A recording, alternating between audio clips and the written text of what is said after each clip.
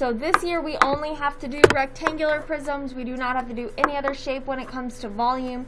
It is not, rectangular prisms are the easiest out of all of them. Okay, so let's go up here to the top. And let's look at some of these key points. So to find the volume of a rectangular prism, you only need the three what? Okay, so the three sides, I'm going to call them the three edge lengths. So you only need the three edge lengths. So remember how, guys, when we did surface area of rectangular prisms, they only gave you the three numbers? Same, those are the three numbers we're looking for. Is that understood? Okay, so same three numbers that they gave us for surface area, we use for volume. Okay, then it says, think about volume as filling a box. So if this is, let's say, a fish tank, the volume is how much water you can fit on the inside of the fish tank. Does that make sense, guys? Okay, so it is the area inside of the three-dimensional figure. So it's how much space can occupy the inside of a 3D shape. Does that make sense, guys? Okay, so what you need to do is you need to find the area of the base. So whatever the base of your rectangle is, find the area of the base and multiply it by the height of the figure.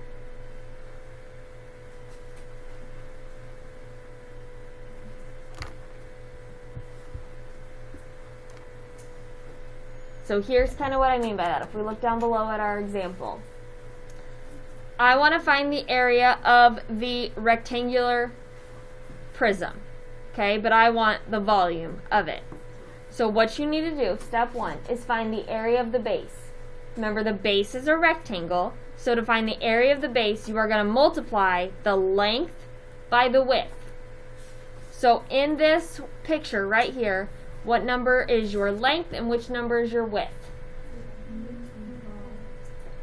13 and 5. 13 is your length because it goes side to side. Does everyone see that? And your width is how far back it goes, which is 5. That is your bottom rectangle. Even though you can't see it, that is the bottom rectangle. So everyone take 13 times 5 and write down the answer. You can use your calculator.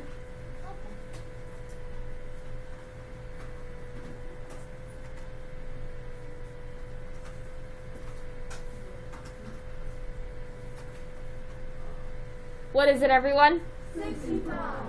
All right, so the area of that bottom rectangle is 65 inches. Does that make squared? Does that make sense, everyone? Okay. So then once you find the bottom area of the rectangle and you get the area of that rectangle, you are then going to multiply the area of the base, this is the area of your base, by the height. So what's our area of the base, everyone? And I want to multiply it by my height. What number is my height of this rectangular prism? 7, because 7 goes up and down. Do you guys see that?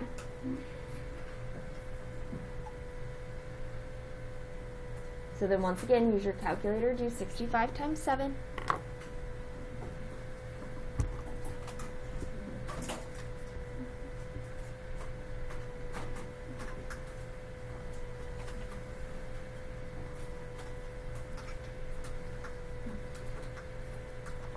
What do we get, everyone?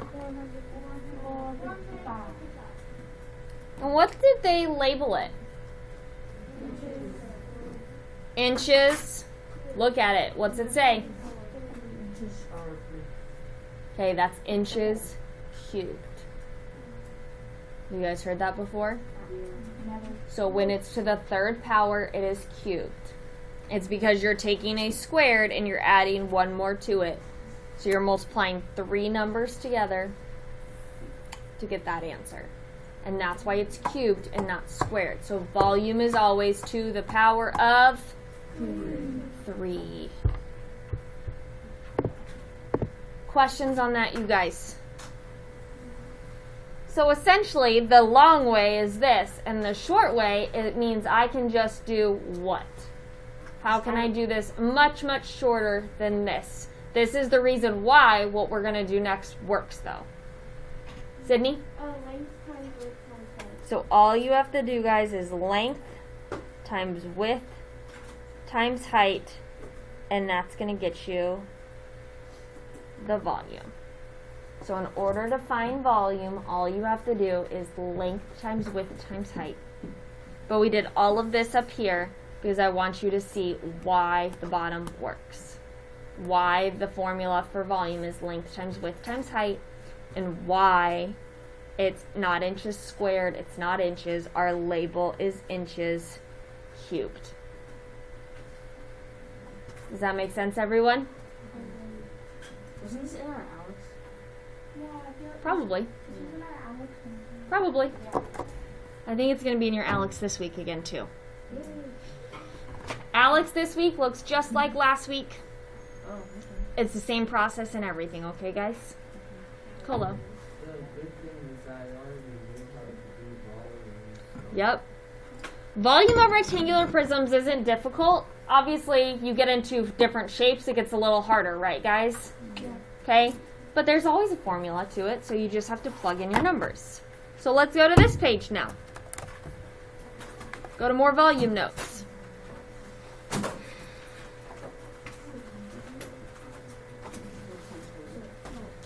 Okay, so we're going to do some practice. So step 1, guys, I want you to find the area of the base, meaning find the area of the bottom rectangle. Go.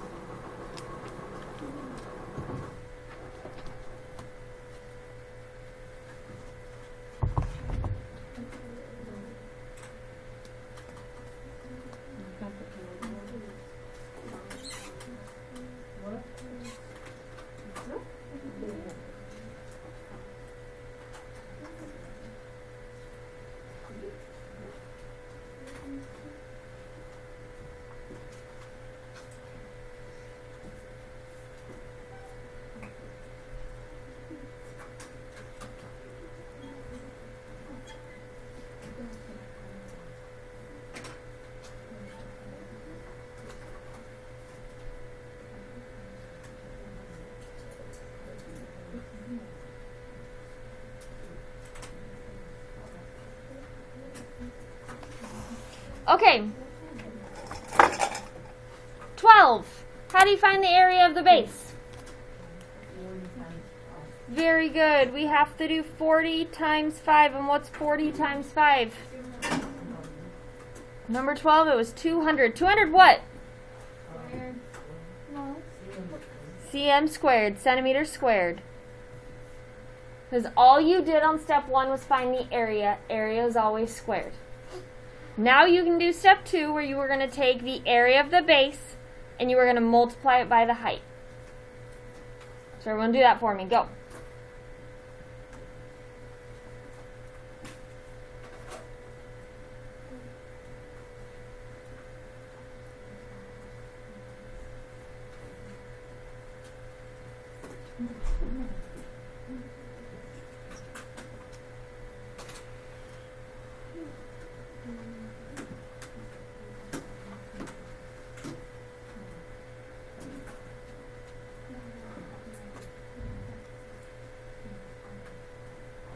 $17. How'd you do that one?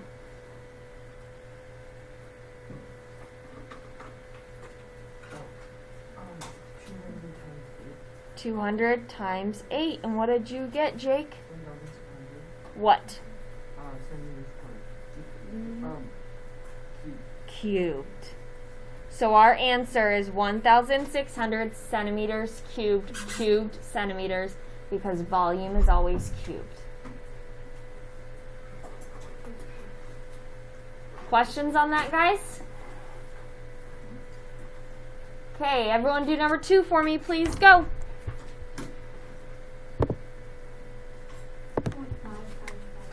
Okay, so area equals 2.5 times 10, and what's that equal? 24?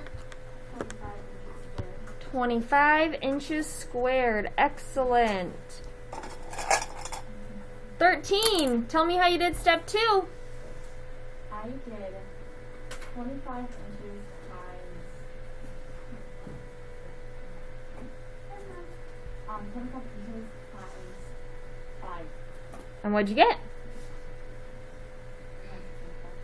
Label. Inches cubed. Inches cubed. So your final answer is 125 inches cubed. Good job, guys. Last one.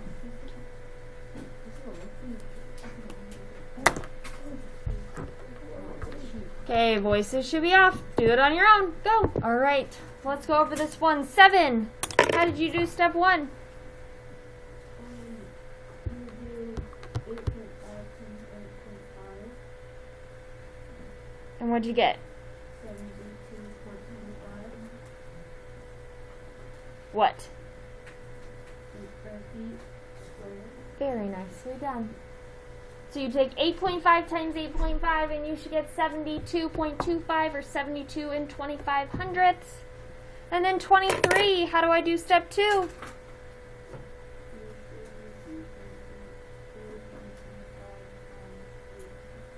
And what do we get?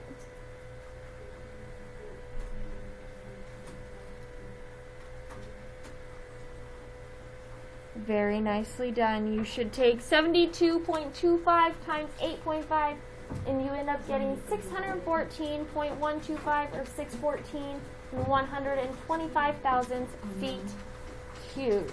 That's a lot of fun. Questions?